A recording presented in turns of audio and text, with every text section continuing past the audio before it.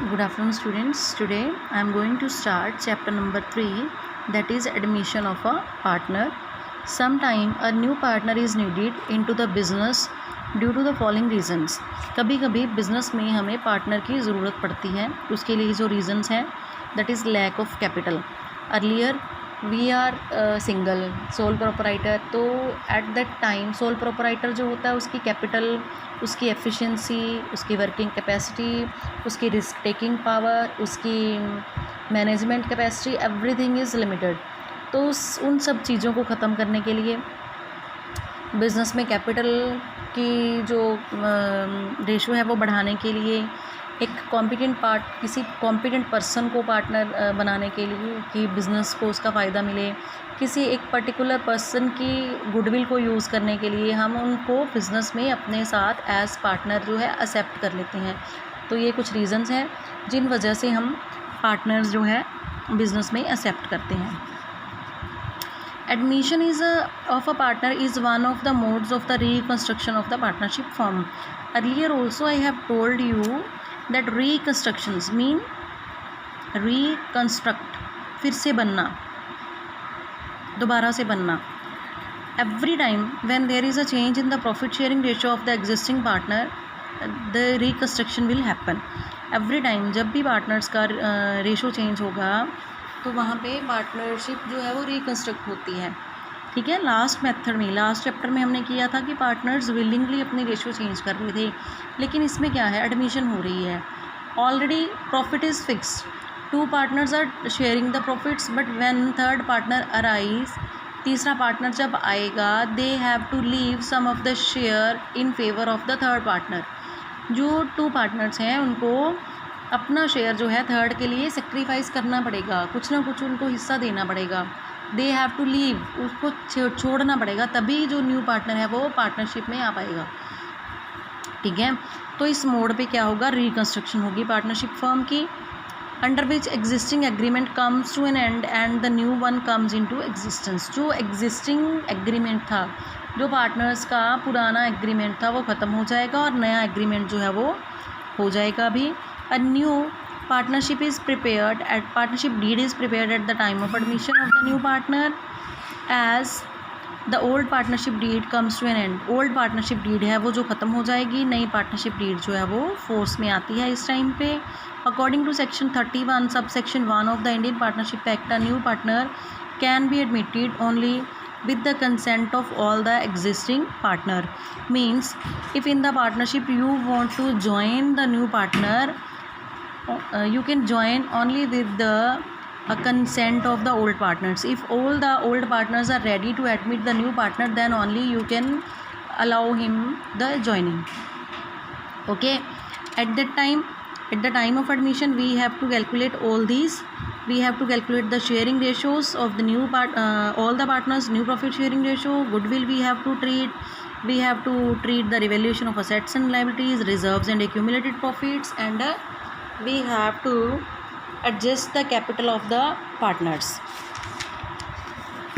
Now ratio, this is the first topic of the chapter, calculation of the new profit sharing ratio.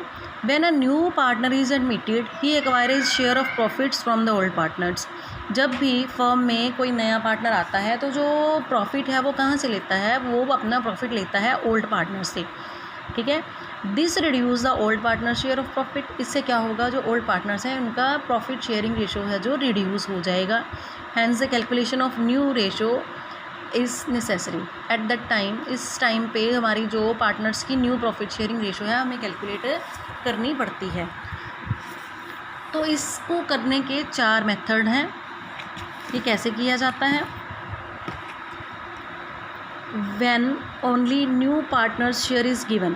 आपको सिर्फ ये बताया होगा that A and B are partners, their old ratio is 3:2 and the new partner is arrived with 1/6 share. He will take 1/6 share of profits.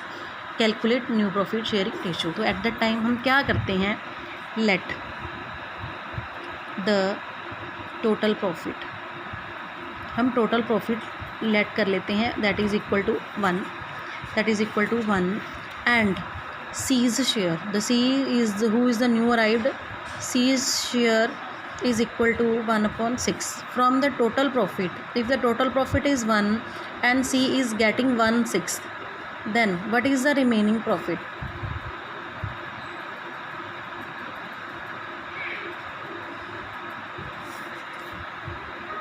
Here we take the LCM. 1 divided by 6, 6 1 is 6 minus 1. Here we got 5/6. Now if the total profits are 1 and after giving C 1/6 we gave to C and the remaining profit is 5/6. This 5/6 is for these both A and B. Total profit जो है that is fixed. Total profit हमारा fix रहता है. नए partner को उसका share देने के बाद जो रिमेनिंग प्रॉफिट होता है that is shared between A and B. So A's new share is equal to 5/6 minus 3/5. Total of this 3/5 and B's new share 5/6 2/5 means जो remaining profit है उसके 3 shares we have to give to A and the remaining shares 2 parts we have to give to the B. जो बचा हुआ है उसके 3 हिस्से हमें A को देने हैं और जो बचा हुआ है उसके 2 हिस्से हमने B को देने हैं. That become 15/30 and this become 10/30 and the new ratio of A, B and C we will write here 15/30, 10/30 and 1/6.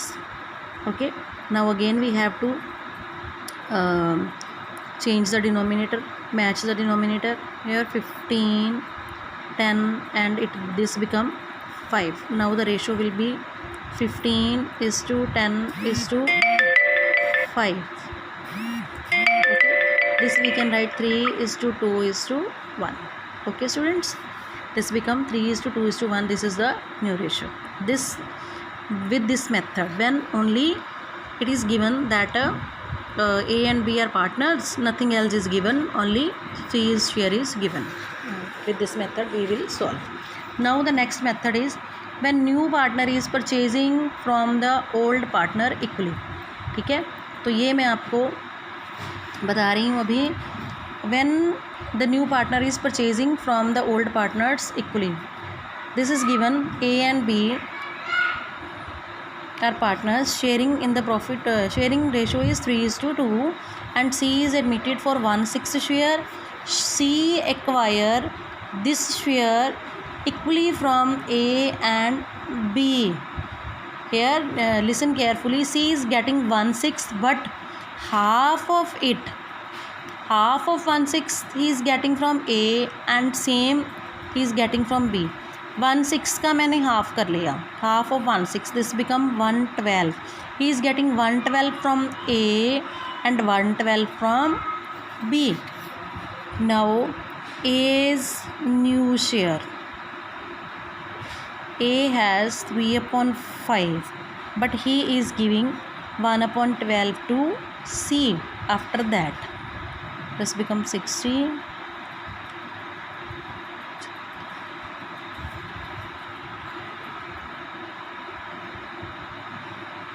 31/60 and B's new share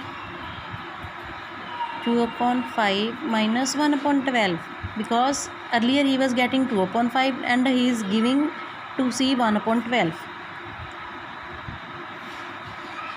60 24 minus 5 19/60.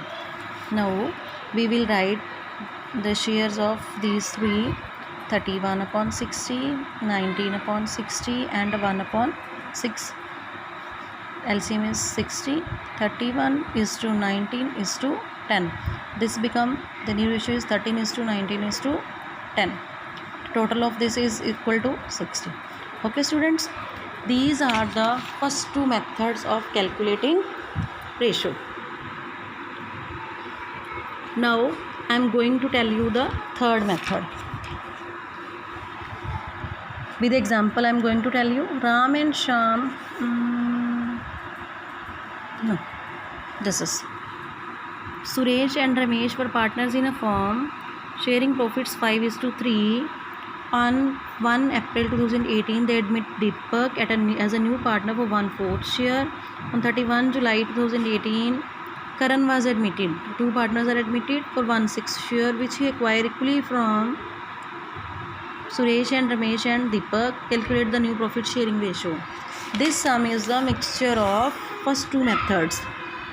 Okay, in first method it is only given that Deepak is admitted for 1/4 share, nothing else. Then we will write 1 minus 3/4.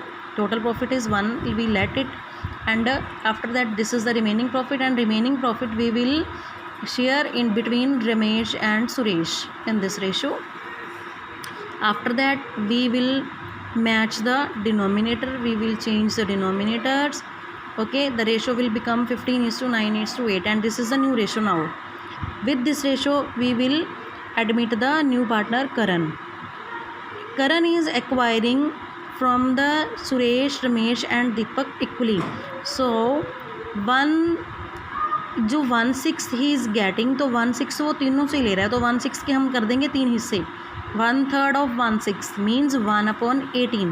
1/18 from A, 1/18 from B and 1/18 from C. अब इन तीनों को अगर हम add करते हैं ना, 1/18, 1/18, 1/18 and we will get 1/6. Okay, the new ratio this, and after giving to Karan this remains 1 2 3.